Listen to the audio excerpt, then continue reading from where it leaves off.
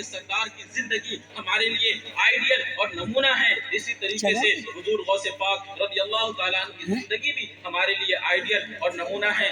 آج چونکہ یہ حضور غوث پاک کی محفل ہے، میں آپ کو ان کی زندگی سے سمجھانا چاہتا ہوں کہ ہمارے لیے حضور غوث پاک رضی اللہ تعالیٰ عنہ کی زندگی کس طریقے سے آئیڈیل ہے۔ آپ غور کیجئے کہ حضور غوث پاک رضی اللہ تعالیٰ عنہ جب اس دنیا میں تشریف لائے، سبحان اللہ سبحان اللہ، تو حضور غوث پاک، ہم اس دنیا میں جتنے لوگ آتے ہیں جو زندگی گزارتے ہیں، ہم دنیا کی زندگی کو 3 مرحلوں میں بانٹ سکتے ہیں۔ جی بچپن کا مرحلہ ہے، نوجوانی کا مرحلہ ہے، جوانی کے بعد سے بڑھاپے تک کا مرحلہ ہے۔ بے شک، ہر انسان کی زندگی میں صرف یہی 3 دور آتے ہیں، جی اور حضور غوث پاک رضی اللہ تعالیٰ عنہ کی جو زندگی ہے، ان تینوں مراحل میں ہمارے لیے آئیڈیل اور نمونہ ہے۔ بے شک، آپ دیکھیے حضور غوث پاک رضی اللہ تعالیٰ عنہ کے بچپن کو دیکھیے، آپ کا بچپن کتنا اعلیٰ اور عظیم تھا، یہ بات آپ نے سماعت کر لی۔ بے شک۔ حضور غوث پاک رضی اللہ تعالیٰ عنہ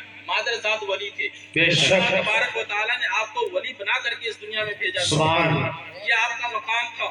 لیکن آپ غور کیجئے، بچپن کا جو دور ہوتا ہے، بچپن کا دور یہ تعلیم کا دور ہوتا ہے، تربیت کا دور ہوتا ہے۔ ایک بچے کو ہم جیسا بنانا چاہیں گے بچہ ویسا بنے گا۔ بچہ اپنے ماحول کے اعتبار سے ڈھلتا ہے، ہمارے گھر کا ماحول جیسا ہوگا بچہ ویسا بنے گا۔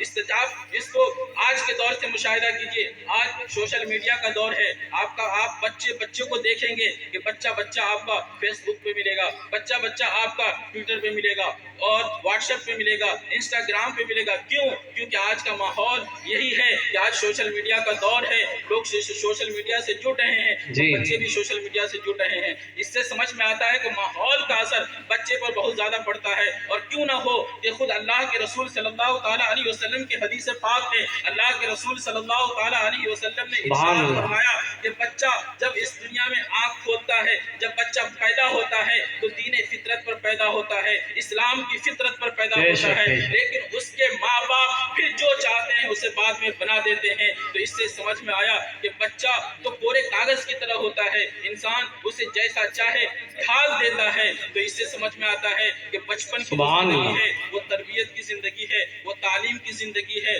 بچے کو سنوارنے یا بگاڑنے کا وقت ہے۔ تو حضور غوث پاک رضی اللہ تعالیٰ عنہ کے بچپن کو دیکھیں، حضور غوث پاک رضی اللہ تعالیٰ عنہ جب اس دنیا میں آئے، ایسے خاندان میں پیدا ہوئے جو خاندان بہت اعلیٰ تھا، ولیوں کا خاندان تھا۔ آپ کے جو والد تھے باکرامت ولی تھے، آپ کے جو نانا تھے وہ باکرامت ولی تھے، آپ کی جو پھوپھی تھی باکرامت ولیہ تھی، آپ کی جو والدہ تھی وہ باکرامت ولیہ تھی۔ آپ غور کیجئے کہ حضور غوث پاک رضی اللہ تعالیٰ عنہ کے والد کا مقام یہ تھا کہ حضور غوث پاک رضی اللہ تعالیٰ عنہ کے والد کو جنگی دوست کہا جاتا تھا۔ جنگی کا مطلب یہ جہاد فی سبیل اللہ، اللہ کی راہ میں ہمیشہ جہاد کرنے کے لیے تیار رہتے تھے۔ وہ جہاد مال کے ذریعے سے ہو، وہ جہاد علم کے ذریعے سے ہو، وہ جہاد امر بالمعروف والنہی عن المنکر کے ذریعے سے ہو، وہ جہاد جس اعتبار سے بھی ہو، چاہے جہاد بالنفس ہو، چاہے جہاد بالمال ہو، چاہے جہاد بالسیف ہو، ہر اعتبار سے وہ جہاد کرنے کے لیے تیار رہتے تھے۔ ایک مرتبہ کا واقعہ ہے کہ ایک مرتبہ کچھ لوگ شراب کا مٹکا لے کر خلیفہ وقت کے دربار میں جا رہے تھے۔ اسی وقت میں حضور غوث پاک رضی اللہ تعالیٰ عنہ کے والد کا گزر وہاں سے ہوتا ہے۔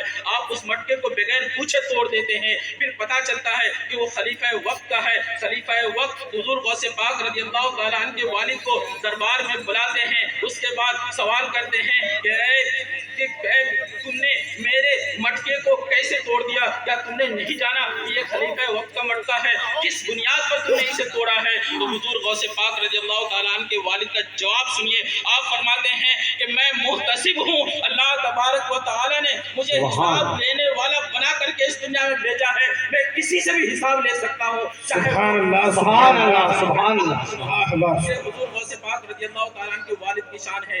ये तो उनका मकाम है अम्र बिल मारूफ व नही अनिल मुनकर का। दूसरा मकाम देखिए आपके तकवा का आलम ये है कि एक सेब जो जायज़ तरीके से खाया जा सकता था, उस सेब को जब खा लेते हैं तो उसकी तलाफी के लिए 12 साल या तकरीबन 10 साल तक वो हैत अब्दुल्ला सौमी की खिदमत करते हैं। ये आपके वालिद का मकाम है। आपकी वालिदा का मकाम क्या था, खुद उनके नाना के ज़बान से सुनिए। वालिदा के वालिद जो हुजूर गौसे पाक रज़ी अल्लाह ताला अन्हु के वालिद हैं अब्दुल्ला सौमी, जिन्होंने हुजूर गौसे पाक के वालिद से ये शर्त लगाई थी कि इस सेब खाने के बदले में तुम्हें उससे निकाह करना पड़ेगा। उस वक्त औसाफ क्या बयान किए गए थे कि वो आंख से अंधी है, हाथ से लूली है, पाँव से अपाहिज है, वो चल नहीं सकती, वो कुछ पकड़ नहीं सकती, कुछ देख नहीं सकती। उसके बाद जब हुजूर गौसे पाक रज़ी अल्लाह ताला अन्हु का निकाह होता है, फिर आप जब तशरीफ ले जाते हैं तो देखते हैं हाथ भी सलामत है, आंख भी सलामत है, पाँव भी सलामत है, खूबसूरत भी है,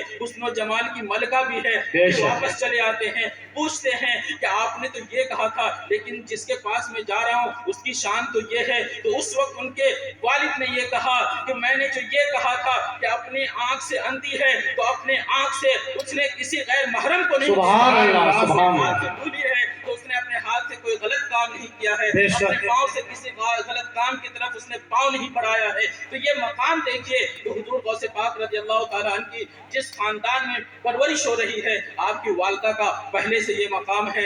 ये अल्लाह तबारक व तआला की बारगाह में उनका ये मकाम है। उनकी फूफी को देखिए, उनकी फूफी क्या ये मकाम था कि जब वो अल्लाह तबारक व तआला की बारगाह में अल्लाह पर तवक्कुल करते हुए, भरोसा करते हुए, जब कहत साली का मौका है, कहत साली के मौके में जब उनसे दुआ करने के लिए कहा जाता है तो वो क्या करती है, झाड़ू उठाती है, अपने सहन में झाड़ू लगा देती है। उसके बाद वो दुआ करती है कि ऐ अल्लाह, सहन में झाड़ू लगाना तो मेरा काम था, अब पानी बरसाना तेरा काम। सुभान अल्लाह, सुभान अल्लाह। नारे तकबीर।